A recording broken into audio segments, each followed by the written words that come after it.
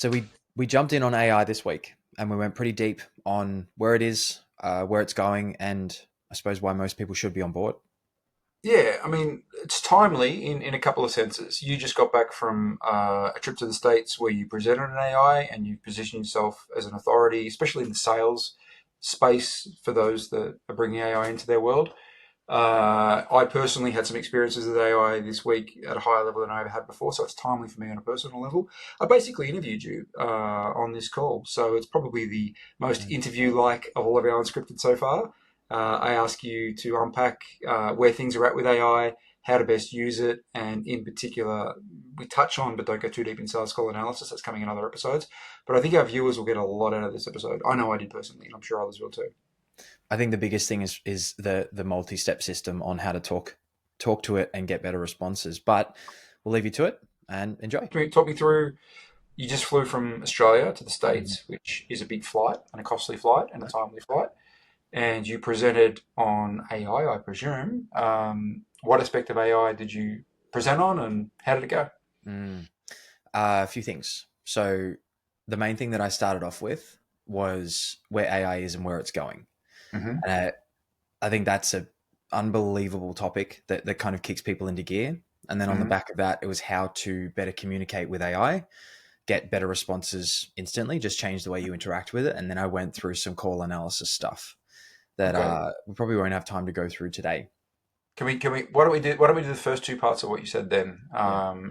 What you're prepared to give up, of course. Mm, So where are we at and where's it going? And then the yeah. second one, how to best use it, I guess. Yeah. Let's start with the first one because I'm genuinely curious. I don't know if you've seen my posts the last couple of days, but I've actually done two posts on AI in the last week. Now I'm not claiming to be an AI guru by any means, but I use. We'll bring it back to you. I know I've taken the thunder right here. I've had Read AI running on the background of my calls for like a year or so, and are you familiar with Read AI? Do you use that one? No. It I'm just syncs. familiar with it. I don't use it. Yeah, it syncs up with Zoom. Automatically syncs up with Zoom. As soon as you start a call, it's automatically there in the background, records the call transcripts, it summarizes it, all that sort of stuff. Anyway, I've built up a database of more than 100 plus coaching calls that it has access to. And I got an email from them on like Monday, I think it was, saying they had some new feature. And I clicked on it and spent about 3 to 4 hours talking to its AI and prompting left, right, and center, and getting all sorts of clarity as it extracted insights and patterns and Mm, themes from my 100 calls. A lot of them were confirming and validating what I suspected was real, but maybe hadn't quite articulated or realized it or were confident enough it was real. So that was really powerful. It took me to places I maybe wouldn't have got to, and it just organized and articulated things. And on the back of that, I feel really rejuvenated because it gave me like a huge vote of confidence. When I looked at what it was saying, I was like, that's a good representation. I mean, I like that. And I probably need to communicate some things to the market a little bit better. So I got a lot of value from it.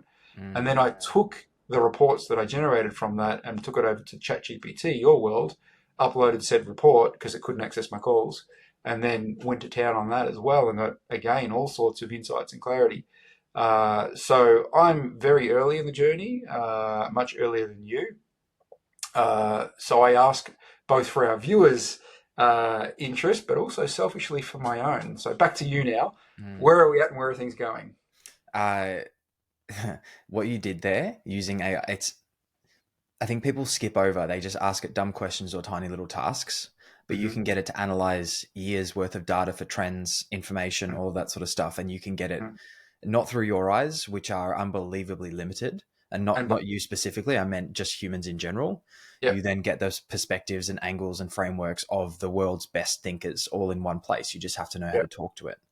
yeah, Um, so the ascension path that we're on. So this is according to Sam Altman, who's the CEO of yep. Okay. OpenAI. Mm-hmm. Uh, so he said there are 5 stages. Now the first one was chatbots, and this Mm-hmm. is the caveman era, and this is where most people gave up. So that was probably 3 to 5 years ago, where Mm-hmm. you'd ask it a question, it'd give you exactly what you wanted, which was quite literal and just not ideal. But then on the back of that, we went to reasoners, which is what's getting unbelievably good now. What does reasons mean? So reasoners is just everything we do, we reason. So like Hmm. the example that I gave is I was in America, and people were putting up their hands and asking questions as I was going through, which I encouraged and got a little bit out of hand. But then if someone put up their hand and I pointed to them, I was like, shoot, their reasoning would be, James is taking questions. I put my hand up. He pointed to me, said, shoot, he must then want me to ask the question. Right. So that's So it's reasoning. like Whereas, justification. exactly, in the literal sense, he could have been like, oh, I have a gun. I'm just going to shoot.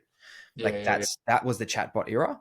Whereas the reasoners now, they logically think through things. And like when you ask your analysis a specific question, it's going to pull from the data that you've been talking about. It's not going to pull something from the depths of the internet that's completely unrelated.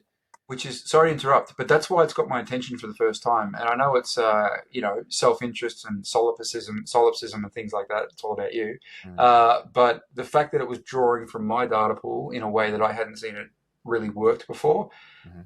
being honest, it's what caught my attention. And that's what's making things so different, because it can make decisions. And if you go into Grok or ChatGPT and you press the think selection just in the chat box, what you'll Hmm. do is instead of it giving you an answer straight away, it's going to go through all of these processes, and it'll say, like the example is just, why would Michael ask me this question? What are the Hmm. possible reasons he could have asked me? What are the potential applications? And it Hmm. goes through all of this reasoning to statistically figure out what the most probable reason you ask that question and the most probable use case is. Yeah. So that's where things are getting really good now. Uh, Like now we're at question, agents. question motive. Sorry. It questions motive. Yeah. Like, where's this question coming from? Why is this guy asking this? Why does he want to know this? All that sort Yeah. of stuff. Yeah. Right. That changes everything. I mean, that's what we do in sales calls.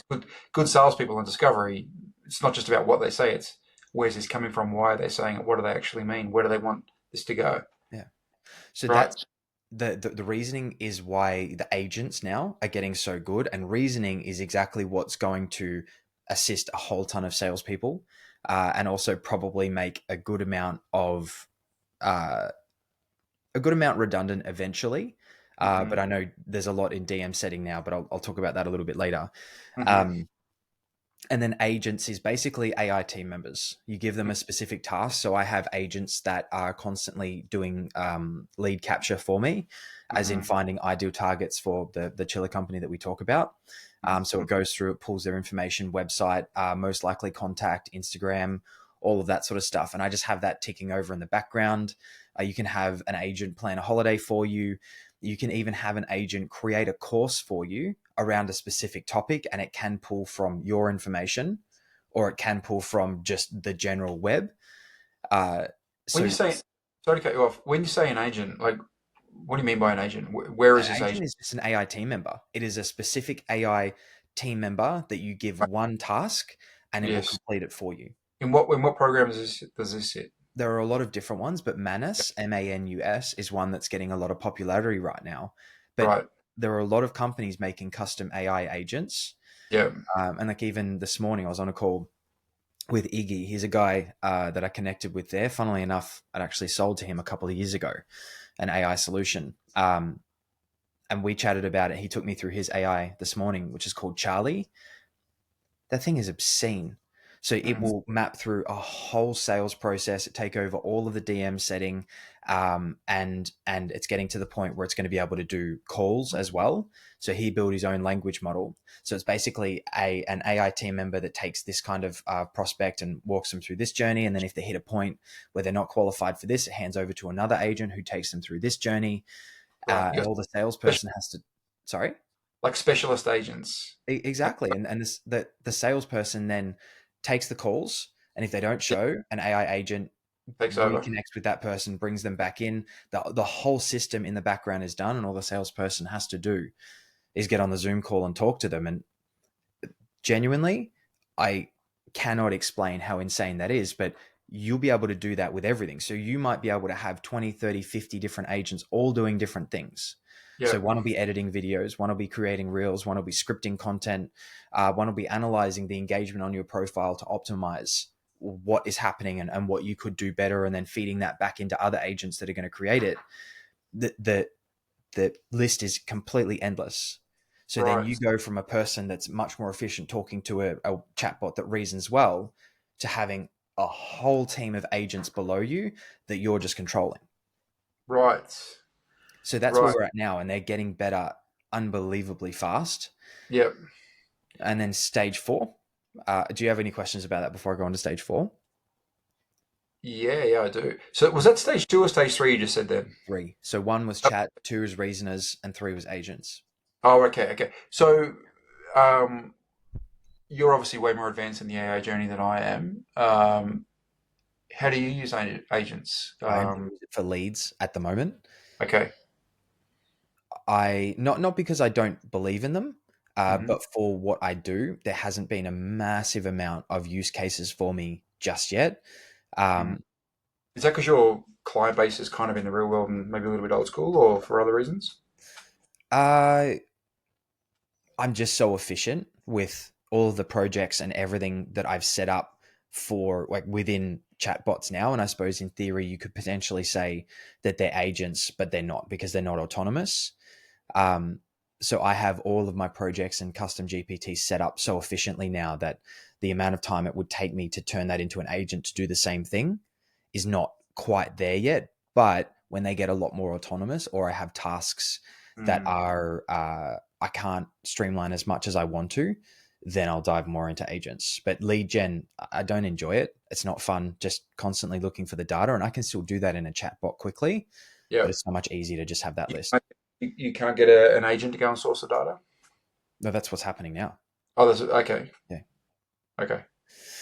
Cool. Um, Yeah, so all right, so that was number three. What was yeah. number four?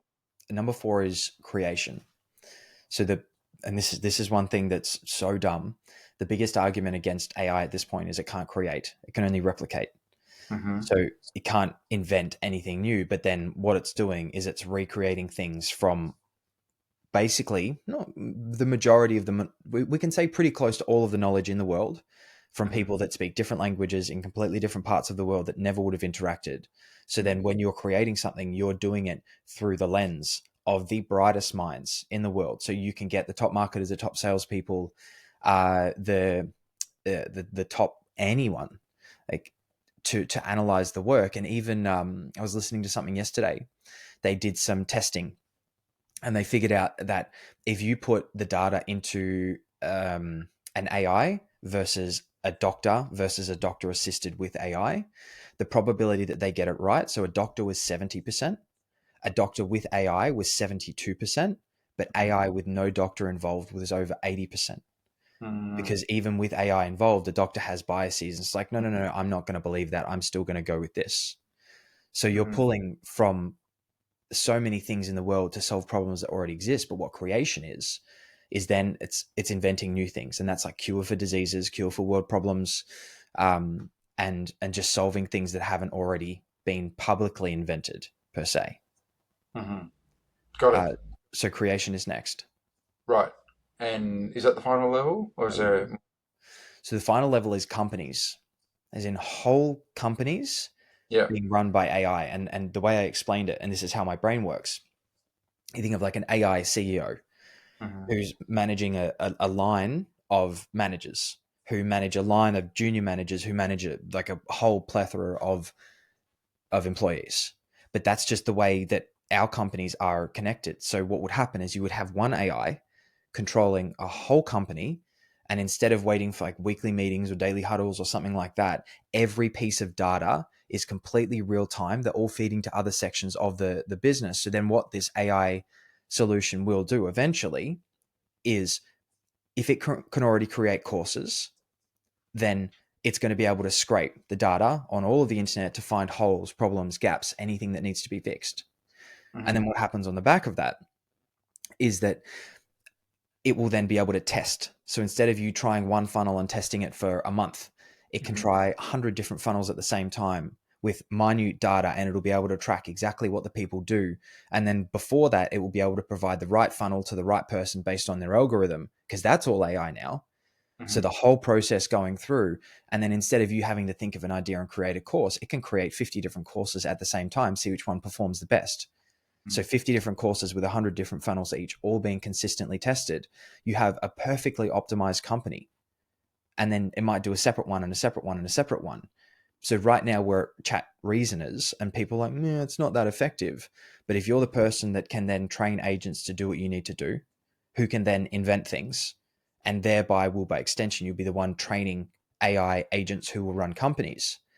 The the balance of power will get to a point where I don't know if we've ever experienced it, because you'll have a certain handful of people that know how to wield this unbelievably powerful thing.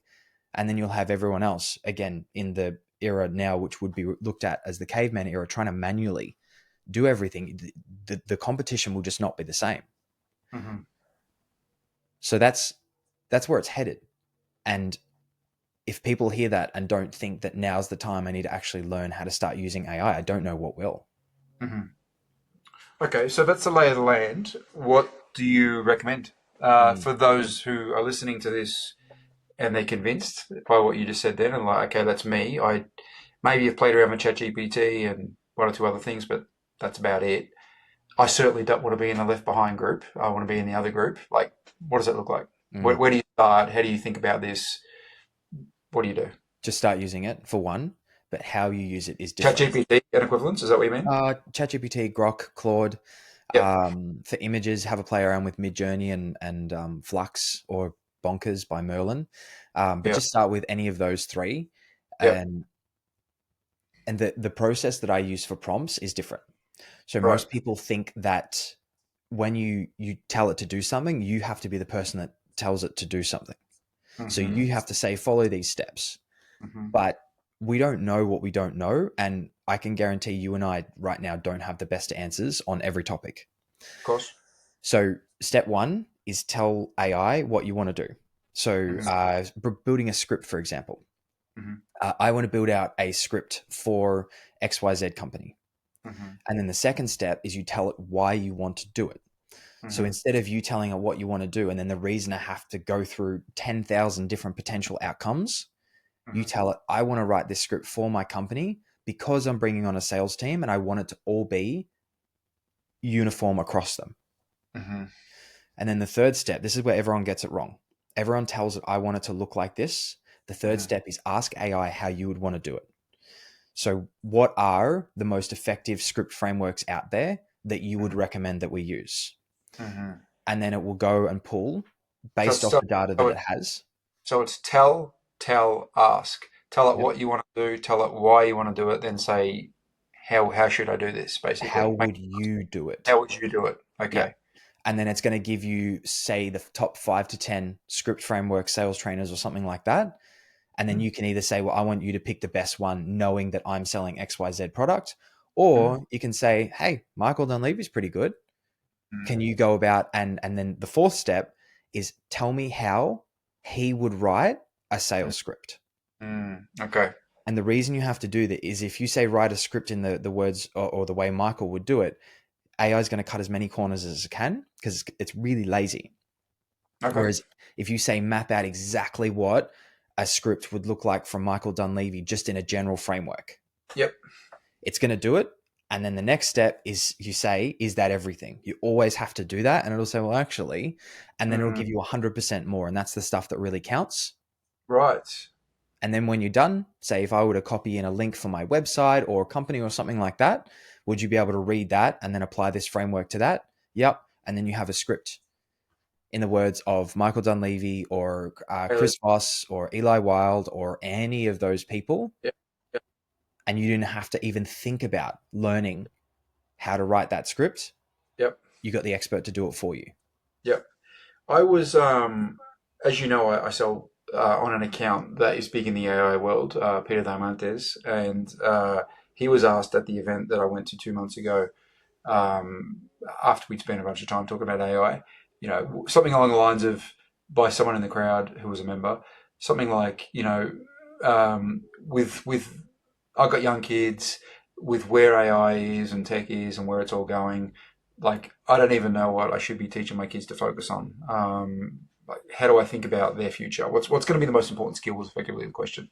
And it's not verbatim, but it was along the lines of the ability to ask the right questions the right way. because then AI does everything else after that. Mhm. And I like that answer because that's the Socratic method and that's the whole way I sell. So I was very happy to hear that. But the more I learn about AI, the more I see the importance of that, which Mm. sounds like the same thing. Well, the world is very different. So instead of us having to know how to do the things and then do it, we just have to know how to ask the right questions and get AI to set the frame and then it do the task. So the Yes. way we work as humans has fundamentally changed. We don't need to learn how to hit a hammer anymore, like Yes. hundreds of years ago when that was all someone would do. Now we have this all-knowing resource that can do everything for us. We just have to know how to get it to do the right things. Yeah. And I Yeah. think the world has shifted and nobody has realized, or sorry, a very select few have realized. And I think that as it grows, if you're the kind of person that pays attention, plays around with it, sees the updates, sees the advancements, because they're just leapfrogging each other, all of the competition. Claude Yeah. might be number one, then Grok might be, then Gemini might be, and then it might be one like DeepSeek that came out of nowhere. And then Yeah. everybody was looking at that. It's evolving so rapidly. If you're the How person that just uses it, you will be able to stay up to date. So that feeds perfectly into my next question. So you're a guy like our good friend Dave Katag and many others out there who is all in and quickly evolving in this and all that sort of stuff. How do guys like you and Dave by extension, but he's not here to answer it. How do you guys keep learning? Like, what's your source other than playing around, um, and sort of the natural improvement that comes from playing around? And I experienced that in the last 48 hours. Like this week is the most I've ever done on AI. I probably did like 7 hours in 2 days, and I already feel exponentially more comfortable and more confident and more aware after 7 hours. So I can only imagine what you must feel like. But how do you keep evolving? Like, are you guys looking at certain sources for learnings or inspiration? Are you following some sort of program? Like, how do you think about that? I'm fortunate enough to have a Dave, uh, who he's insane in Have AI have and how he like, approaches it. what do you mean? He's so driven by where AI is going. Who are we He's talking? Dave Katagi. Oh, we are talking about Dave. Yeah, yeah, Okay. yeah. Oh So yeah. the way he approaches it, the way he thinks about it is phenomenal. Yes. He's so switched on. Whereas my approach, so Dave taught me a lot of the fundamental stuff and how to talk to it, but then my brain was solving different problems than he was. Some were similar, and we Yeah. would kind of share what we were doing. But a perfect example, I use AI to learn about AI, and then AI will create problems that I need solving, and AI is the solution. And one example Right. is with the call review systems that I use. I was using the same prompt and the same data. So same prompt every time, same call transcript, and it would give me different results. And there Mm-hmm. might be, say, a 5 to 15% swing in the Mm-hmm. percentage that the salesperson would score on that one particular call. Mm-hmm. And it was frustrating. And Mm-hmm. I couldn't get it to do what I wanted it to do. And after maybe 3 or 4 days of just trying to solve it, changing all of the settings and everything I could, I just said to AI, I said, why with the same data and the same information? And I just copied in dozens of screenshots. I said, these are the results that you've given me. You can see everyone is different. Why? And then it said to me, well, if something is really important, if someone's going to be scored on something, there's typically more than one examiner, more than one reviewer. So Mm. that's something that you could potentially implement. And then in my head, it was, ah, well, I mean, there are three judges scoring a fight at all times because you have to average out and there's different perspectives, different angles because AI um, analyzes something different every time. It's never the same. Right. So then to solve that problem, I now get three different judges doing every call analysis and using the average of those. And thereby each judge scores on a different factor. You lock in those three judges though, so it's the same three judges that turn up every time. So they're scoring on the same metrics. So one judge scores on a certain angle, then the second judge always scores on the second angle. And But like, then is that a constant though through all of the calls that you do? Like, do you get to hold on to those three judges who each look at it from a different angle, or do like different ones turn up every time? no. So I did a lot of analysis and what I Yeah. figured out statistically, because if I was setting up the script or the analysis to align perfectly with the script that the company was using, and I would always say this, I said it's not going to work because script adherence does not result in higher sales. Yep. And what we found is if we did it, which I would do and I would always do, and then they put the calls through and they'd say it doesn't work because the top performers would be scoring down the bottom and the bottom performers would be at the top because the new people are just following it word for word. So, So, so that was avoiding compliance yeah, and penalising non-compliance. yeah. Yep. So what I did with that is I put thousands of calls through AI completely independent. And I just said, what do top performers do that are different to second, to third, to fifth, to 10th? And the top performers always won at every stage of the call. They were progressing closer to a sale. Did you have to advise the AI that this is my batch of top performers? Like the file I'm uploading now, my top guys. This file's the bad guys. Did you have to do that? Every team, I'll put the number one's calls in a chat, Okay. number Yep. two's calls, number three's calls, number four, and I would tell them what it is, where they sit, why I'm doing it, Okay. analyze, analyze, analyze, analyze, then bring it all together. What do Yeah. these four have in common? What are the differences? Then we add in the lower ones. So I Yeah. did that for so many different companies. See, And I, noticing a pattern every time you talk about prompts, what it is, why you're doing it, yeah, what, then why, and then it sounds like the ask comes after that. exactly. Yep. Yep. Exactly. Interesting. Can I ask when you create this data source, is it simply just a transcript, or which obviously doesn't factor in tonality and pace and cadence and It picks up a lot more than you think. it does, but is it just a text file of It's a text file. transcript? Yeah. Really? How, So how it'll does that pick up how does that pick up pauses, word. energy, Sorry. tonality? How does that pick up all these soft things that I just mentioned then? Well, tonality statistically is not as important as you would think. Now, if you were sitting there oscillating as much as you would think, obviously it's going to have an impact. But based on the data, tonality is kind of like the quicksand when you were a kid. You think it's going to be a lot more prevalent and important in your life than it is. So tonality matters, Hmm. but not as much as you would think. So it will pick up pace, it will pick up structure, it will pick up From, prospect emotions, from a transcript, it can pick up the pace, can it? correct? Spacing, timestamps. Oh, interesting. Yeah. Okay, I never thought about it that way. Okay. Mm. So Yep. there are some that allegedly can analyze video. It can definitely analyze pictures, but video is still a fair way away. But the transcripts get 98% of what you would need. It's quite surprising what Right. it can pick up. Right. And is this just running off somebody having a recorder on Zoom and the Zoom transcript that comes with it? Nothing Either special. that or it's used external softwares. Yeah. Okay. As in, you run the video file through said program and it creates the transcript. Yeah. Okay. Okay. So Interesting. I'm actually setting up. So I've done a lot of call review systems, but I'm setting up an actual site now with Robert Posey. Right. Uh, we were working on that when I was in Atlanta. So we've got a dev there, part of the team as well. He's just so smart. And we're actually setting up all of these systems so that instead of you having to copy the transcript across and all of that sort of stuff, it's Mhm. going to pull it from wherever we connect to via API.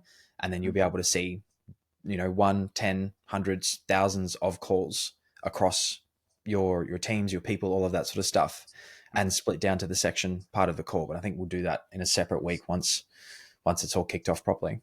Cool. Cool. Mm, Cool. Cool. So is that a new offering that you're coming out with? yeah. Cool. What and like little tangent. You're sort of deep in AI, and you've got your business that you've talked about in the real world. Which of the two is more exciting for you at the moment? They Question. both work together. I use AI for so much with that other company, Yep. for so much. All of the content, all of the copy. I don't even know where I start. So the landing pages and the copy on the website was put together based on AI and statistics and data and all of that sort of stuff. And then any content I put together, AI does the captions, it does the thumbnails. It will help me refine the scripts if necessary. And then any lead that comes in, that transcript goes through AI and it summarizes the call, obviously. Then it pulls all of the data out of that. What are the main themes, structures, all of that sort of stuff that we're seeing, comments, pain points. Then that gets fed into another area for the ads team to actually look at, to analyze. And then we know, okay, so now people are saying this 4 to 5 times this week. Why would they be saying that? Is that in any of our ads? Now we get AI to create new ads and new static images and copy. And then we're testing that based on the information that came in. And then we'll see the data on the back of that, what works, what doesn't. So it just Yep. becomes this whole machine. Yep. that Yep. keeps piling on itself. Yep. Yep. Yep. Cool. What else? Is that the natural conclusion of what we were going to talk about today, or was there a bit more to I could come? talk about AI for I know you literally can, but hours, I but feel like it's part two of this call. So you said there were three things: where it's at, how to talk to it. You said there was a third thing too. What was the third thing? so it was call analysis systems, as in Go on. where it's going, but we don't have enough time to go through that Um, today.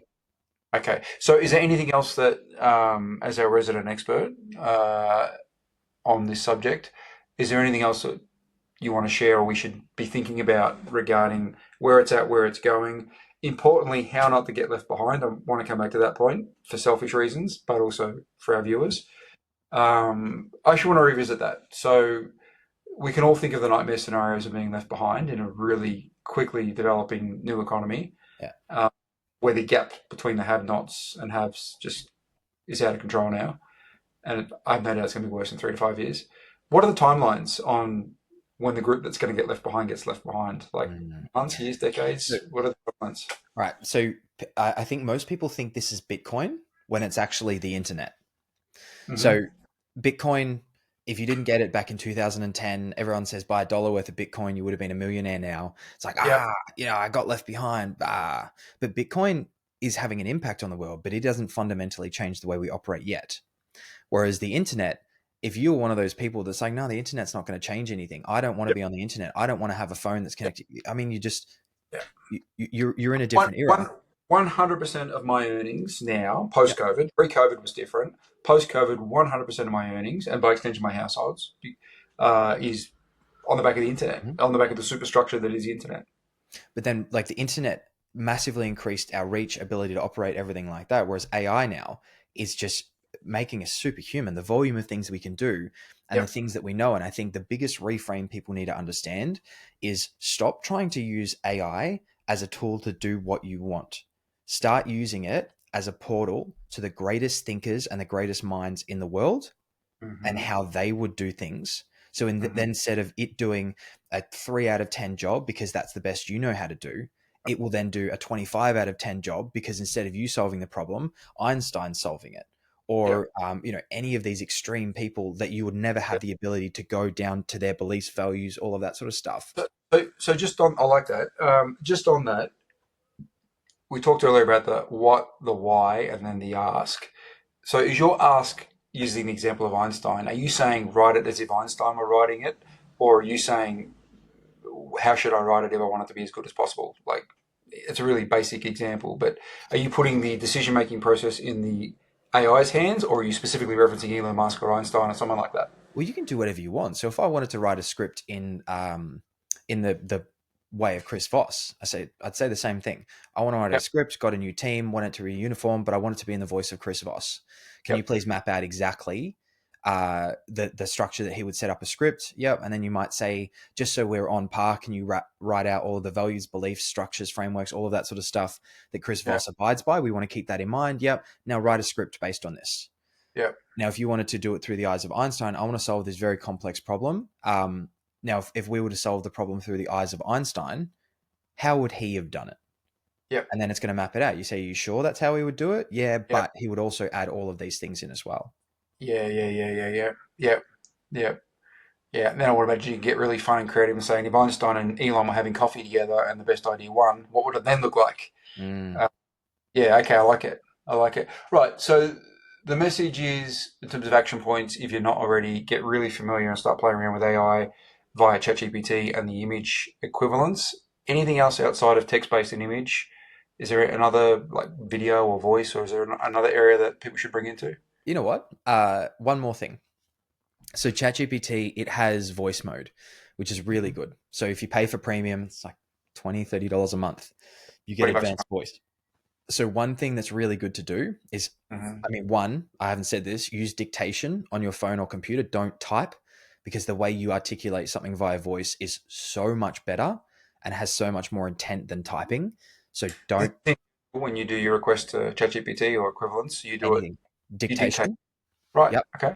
But if I was chatting to a fella who was having a bit of a problem at the conference, and he's just like, I know I do things, but I don't know how I do things, why I do things, so I can't delegate.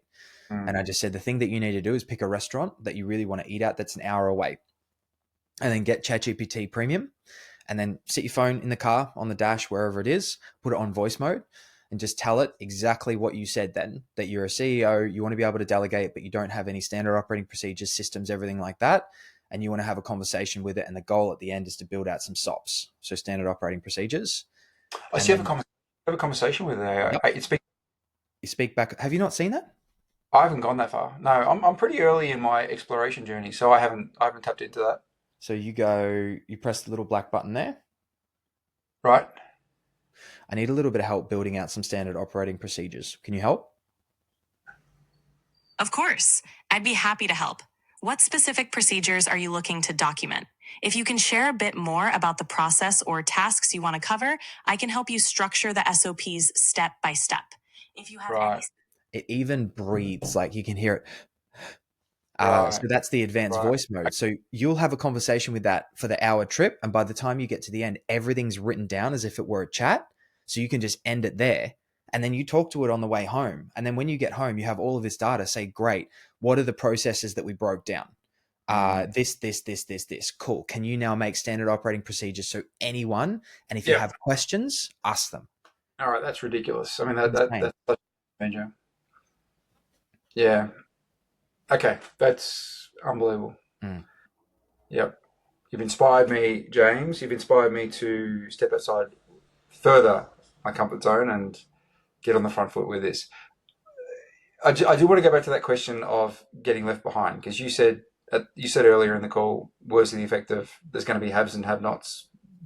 You implied that, you didn't say that verbatim. What are the timelines for haves and have-nots? Just so people We're can. already there. So with everything that I do at the moment, I would need probably 5 to 7 VAs, and Yeah, maybe 2 team members. yeah. But And you're I like do what, it, 1 or 2 years into your journey? yeah, Yeah. but I'm only, yeah, that would be about that. Nah, further. So I started working with that AI company back in 2021 or 22 or Was it something that like far? that. Was it that Sorry, far back? Was it that far back? I remember Mm, when you had the role. I thought it was like 2 years ago. It was that far back, was it? I'd say 2022. Okay. I thought it was about. And I saw it around then, but I didn't really understand. And then I was fortunate enough to have them walk me through what it would do. And now it's just, child's play, Sure. what they were doing. Sure. Uh, but I'm about that far into it. But I think it's only the last 18 months where it's really kind of clicked in and I've realized just how much there is. Yep. Yep. Yep. Yep. Yep. So for those that get started now and they take it serious, they haven't missed the boat. No. Okay. No. But Okay. we're at that point now where this is a conversation I had with Dave. If we look at the level he's at right now, if someone started right now and Dave, as long as Dave even continues at 20%, Mm. no one will, it's very unlikely that anyone will ever be able to get even close to where he is just by on how Sure. much he's done. Sure. However, the gap between where that person would be without it and that person would be with is, I don't want to say infinite, but it's massive. Sure. Sure. I get your point. Yeah. Yeah. Great. Great. Cool. Well, inspiring stuff. Mm, Thank you for sharing. Well, we should do part two, the other part of what you were going to cover, yeah, whether it's that one's this week fun. or in coming weeks. Um, Great. That was amazing. So thank you for sharing all of that. Of course, as you Very, can tell, I very, quite like very AI. inspired. Very inspired. Yeah. I got a taste for it this week, as I said. For our viewers, you're probably looking roughly at two ends of the spectrum here. I'm not a complete Luddite, but I'm probably only a couple of degrees above it regarding AI. But I got a taste for it this week, and it gave me insights and clarity that I wouldn't have had, I don't think, had I not done that. And then on the back of said insights and clarity, it's already completely changed the way I think about what I teach, what I'm going to teach, how I should prioritize that, how I will now position myself in the market for my next intake of students. Like all sorts of new ideas have come. They're still forming, and I'm still need to, keep workshopping them. But my point is, I'm in a better place, and I know I'm just scratching the surface, and that's 48, 72 hours later. Yeah. So I look forward to continuing my journey and learning from you, being inspired by you and our good friend Dave and the others out there. So thank you. Of course. All Well, right, Phil, I interviewed you on this episode of Unscripted. Yeah. All right, let's wrap this one up. Cool. Good stuff. Cheers.